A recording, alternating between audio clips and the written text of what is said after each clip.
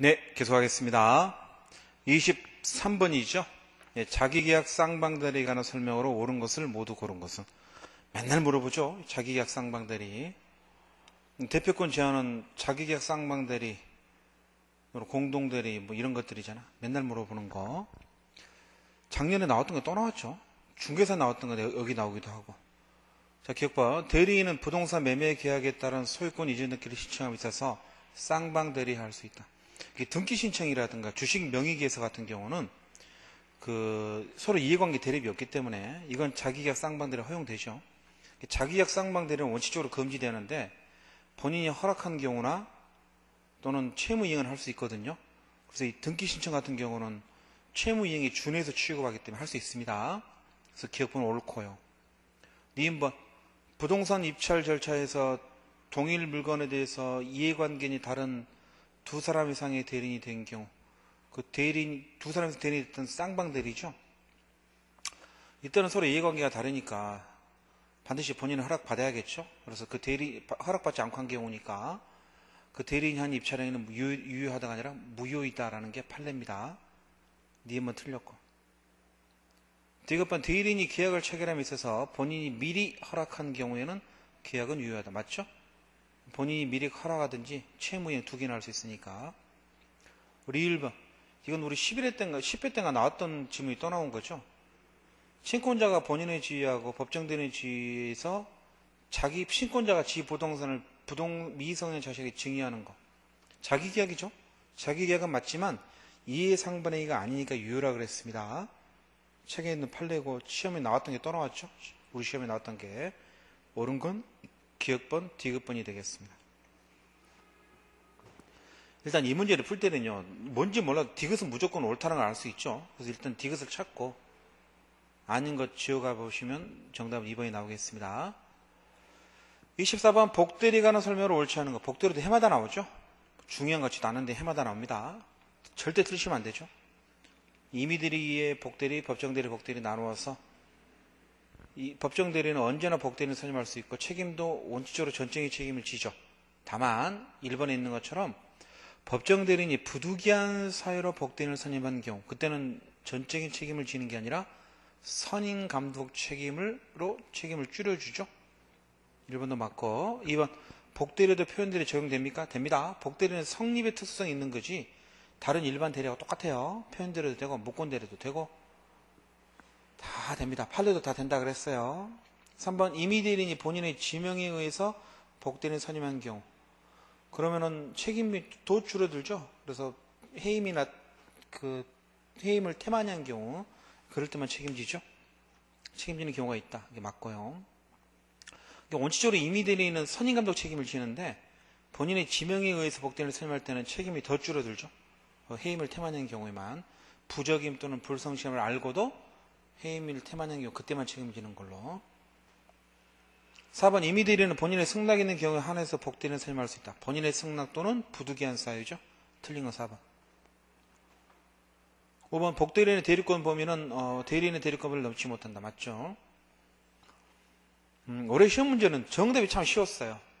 정답이. 그래서 24번 같은 경우도 헷갈리신 분들 쭉 읽다 보면 4번은 명백하게 틀린 걸 알 수 있죠. 본인의 승낙 또는 부득이한 사유니까. 정답 4번. 25번 표현대리에 관한 설명을 옳지 않은 거. 표현대리 성립한 경우에도 손이 상대방은 표현대리 성립하더라도 상대방이 표현대리를 주장하지 않고 있으면 여전히 무권대리로 취급된다 그랬잖아요. 상대방은요 표현대리 주장 안 하고 철회할 수도 있어요. 철회는 선의만 할 수 있죠. 선의 상대방은 무권대리를 이유로 철회할 수 있다. 맞죠? 대리권 후에 표현대리는 법정대리에 적용된다. 표현대리가 법정대리냐에만 되느냐 임의대리에도 되느냐 이런 거 따질 때 뭐라 그랬습니까? 125조 표현대리는 임의대리에만 되지만 126조는 129조 이 대리권 소멸의 표현대리는 129조죠. 이런 건 임의대리 법정대리 다 된다 그랬죠? 맞고. 대리권 수요표시 표현대리 125조 표현대리죠. 꼭 대리권 수요표시는 반드시 대리인이라는 문자를 쓸 필요가 없어요. 남에게 대리권을 줬다는 것만 알 수 있으면 되지 대리인이라는 문자를 쓸 필요는 없다고 그랬고 권한나무 표현대리에서 기본대리권은 복대리권 포함된다. 다 들어가요. 기본대리권 다 됩니다. 맞고 표현대리가 성립해서 본인이 이행 책임지는 경우 상대방이 과실을 했으면 과실상해 법률 적용되는 절대 표현되려는 과실상해 법률 적용하지 않습니다. 본인이 전적인 책임을 지는 겁니다. 상대방이 과실했다 그래서 본인의 책임을 깎자 안 됩니다. 과실상해 법률 적용되지 않는다. 정답은 5번입니다. 이것도 뭐 모든 책에 있는 문제죠. 1번이 좀 어려운 지문인데 정답은 5번 분명했죠. 26번. 예, 이건 이제 채권법에 관한 두 문제 중에 한 문제인데 좀 어려운 문제이긴 하죠. 알 필요 없습니다. 그냥 아무데나 찍으시면 되는데 간단히 설명을 들어보면 임차인이 임대인과 계약 체결하고요. 임차권 등기 안 했네. 그럼 대항력은 없는 거죠. 단순히 채권관계에 불과하죠. 설명으로 옳은 거. 건물 면적을 지정해서 계약 체결했는데요. 그 면적이 부족가 돼요. 그럼 담보책임 져야죠. 담보책임 물을 수 없다 틀렸고 담보책임 져야 되고.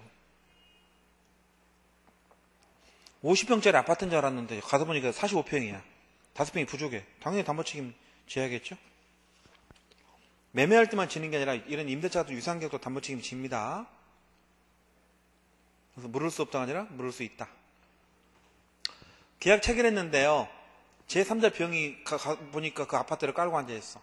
그럼 갑이 임차권에 기한 방해 배제청구권으로서 병에게 나가라고 할 수 있나? 안 돼. 왜 안 되냐면 나가라고 하려면 얘한테 대항력이 있어야 되는데 갑은 등기를 안 했어요. 임차권 등기를 안 했기 때문에 갑은 임차권에 기한 방해 배제청구권으로서 병에게 퇴거를 청구할 수 없습니다. 등기된 임차인만 이런 임차권에 기한 방해 배제청구권 이런 게 생겨요. 그렇게 봅니다. 우리 학설과 판례가. 3번 갑이 필요비와 유익비를 주시 아파트에 들어가가지고 문짝도 고치고 이렇게 막 보일러도 깔고 이렇게 했다는 거죠. 그러면 집주인한테 돌려받아야 되죠. 비용상환 청구권이 있는데 필요비는요 즉시 청구할 수 있습니다. 뭐 태풍에 유리창이 깨졌다가 유리창 가는 거 즉시 청구할 수 있는데 유익비는 임대차 종료 시에 가액증과 현존한테 한해서 청구할 수 있어요. 3번은 어디가 틀렸냐면 필요비란 말을 빼야 돼요. 필요비는 즉시 청구할 수 있고 유익비는 임대차 종료 시에 청구할 수 있습니다. 다릅니다. 청구 시기가 달라요.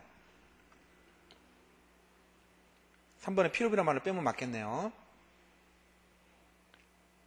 4번 비용상환 청구권 임의주행이라고 그랬죠? 포기할 수 있습니다. 포기하는 약정 유효하다. 정답은 4번. 5번 갑이 을에 동의 없이 건물을 전대했습니다. 동의 없는 전대차의 경우는요. 전차인은 임대인에게는 대항할 수 없습니다. 대항할 수 있다 아니라 없다. 우리 수험생들이 풀기에는 26번은 너무 어려운 문제예요. 그냥 4번의 정답인 4번은 우리가 근데 민청서 공부했죠. 이게 강행규정, 임의규정 할 때. 그래서 좀 당황하지 않고 보신 분은 4번을 맞히셨을 텐데 그렇지 않고 막 가불명 나오니까 모르겠다. 그럼 아무데나 찍으시면 됩니다. 그냥 3, 4, 5번 아무데나 찍으셔도 한 문제는 맞으니까. 정답은 4번입니다. 좀 어렵게 나왔죠? 27번 조건에 관한 설명으로 옳지 않은 거. 조건과 기한에 대해서도 올해 두 문제가 나올 줄 알았더니 한 문제뿐이 안 나왔어요. 건축허가 신청이 불허되면요 계약은 효력을 상실한 걸 했어. 해지 조건이죠. 일단 효력 생겼다가 신청 안 떨어지면 그 계약은 효력 상실하다. 계약의 소멸에 관한 거니까 해지 조건 맞고. 조건이 이미 성취되어 있는 거래. 기성조건, 기해무, 불정무. 기성조건, 해지조건 법률행위 무효죠. 기해무. 안경을 가르쳐드렸죠. 맞고. 약혼, 예물, 수수. 혼인이 불성립되면 돌려줘야 되죠. 그러니까 혼인의 불성립을 해지조건으로 징역. 맞죠? 조건부 법률행위는 조건을 붙이고자 하는 의사와 표시 있어야 된다 그랬죠. 마음속에 머물러 있으면 조건이 붙어있는 게 아닙니다. 5번 부척관계 종료를 해지조건으로 징역이야. 첫관계 끝나면 좀 돌려주라. 그러면 조건이 없는 법률행위가 아니라 전체가 무효죠. 증여계약 전체가 무효입니다.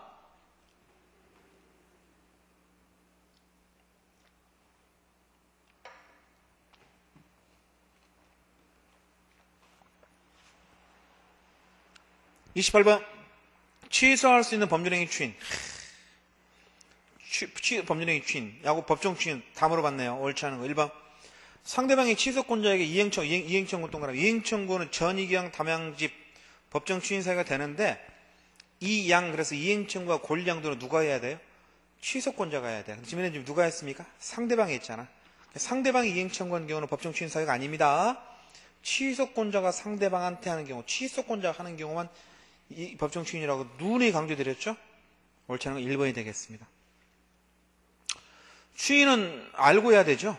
뭐 법정 추인은 알 필요 없지만 추인은 알고 해야 되고, 추인하면 더 이상 취소 못하는 거고, 추인은 취소권 포기니까. 취소권자는 취소운이 종료한 다음에 추인해야 되고요. 그럼 법정대리는 취소운이 종료하기 전이라도 상관없죠. 그냥 추인할 수 있고. 취소권자가 추인할 수 있는 후에 이의를 보류하지 않고 담보를 제공해서 전이경 담양집 법정 추인이죠. 추인 간주 맞겠습니다. 너무 쉽게 나왔죠. 올해 문제는 정답 1번. 아무도 안 틀렸을 것 같아요. 제가 전이경 담양집 이양 그래서 암기 방법도 잘 가르쳐드렸습니다. 그 28번 문제는 여러 번 풀었죠. 마지막 시험 보러 가기 전에 모의고사도 풀었던 것 같은데. 29번 문제 다음 중 무효인 법률에 해당되는 걸 모두 골라봐라. 사람 신체 장기 사고팔 수 없죠. 무효, 기억 무효. 의사 무능입자 법률행위 무효, 니은도 무효. 사기에 의한 토지 매매계약 취소 사유죠. 상대방과 통정의 표시 무효죠. 금치산자 매매계약 취소 사유죠. 무효는 기억, 니은, 리을. 너무 쉽게 냈죠.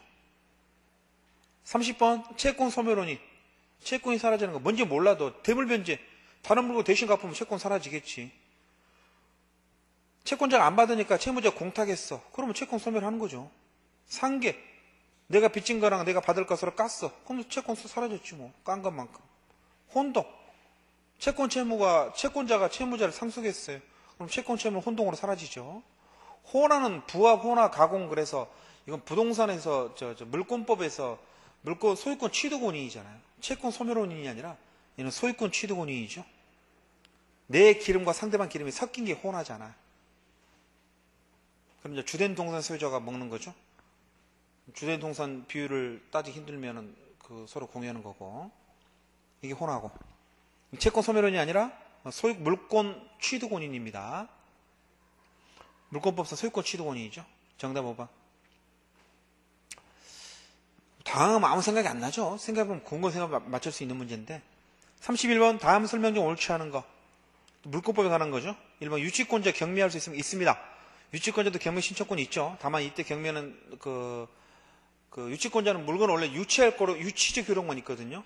유치물 경매에서 자기 변제에 충당할 수는 없고 환가를 위한 경매죠. 보관하기 힘드니까 경매해가지고 돈으로 바꿔놓는 거죠. 하여튼 맞고. D번 유가증권은 유치권 객지가 될 수 없다. 있어요. 유치권은요. 동산, 부동산, 유가증권 다 됩니다. 부동산에 질권 설정할 수 있다. 부동산은 질권 안 되죠. 유치권하고 저당권이 되는 거죠. 부동산에는 유치권하고 저당권, 동산에는 유치권하고 질권 이렇게 되는 거죠. 저당권에는 유치결이 인정되지 않는다. 그렇죠? 은행이 저당권 설정하면 은행이 여러분 집에서 깔고 앉습니까? 안 그렇죠? 1번 맞고. 미음법 질권에는 유치결과 우선변제가 인정된다. 질권이 뭡니까? 전당포. 전당포가 질권을 잡으면 물건도 유치하고 나중에 돈 못 갚으면 그거 경매 붙여가지고 자기가 대금을 자기 채권 변제 충당하잖아요. 우선 변제 효력도 있고. 그럼 틀린 거 몇 번입니까? 니은번 디귿번. 이런 빡센 문제는요. 이렇게 다 보고 푸는 게 아니에요. 일단 기억부터 봐보세요. 다음 설명 중 옳지 않는 거 고르라 그랬는데 기억 보면 모르겠어. 일단 지나가. 근데 니은번 딱 보니까 유가증권은 유치권 객지가 될 수 없다. 유가증권도 된다 그랬는데 무슨 다 된다 그랬는데? 그럼 일단 니은 될 수 없다 그랬으니까 니은이 틀렸네? 그리고 문제를 봐봐요. 니은이 들어간 거 찾아보세요. 그러면 1번하고 3번이잖아요. 그럼 정답은 1번, 3번 둘 중에 하나지 뭐. 그럼 3번 봐보세요. 부동산에도 질권 설정할 수 있다. 아니지. 부동산은 저당권 하는 거지? 그럼 틀린 거 니은 디귿이지. 그러면 기억번은 몰라도 이 문제 풀 수 있고, 그 다음에 리을번, 미음번은 읽어볼 필요도 없죠? 정답은 3번이 되겠습니다. 32번. 올해 출제된 문제 가장 어려운 문제죠. 가장 어려운 문제고, 취득시효가 나올 거라고 생각을 했지만, 취득시효가 여러분들 풀기에는 너무 어렵죠? 옳지 않은 건, 정답은 5번입니다. 5번 보시면 여러분, 내가 취득시효하는 토지가요, 미등기 부동산이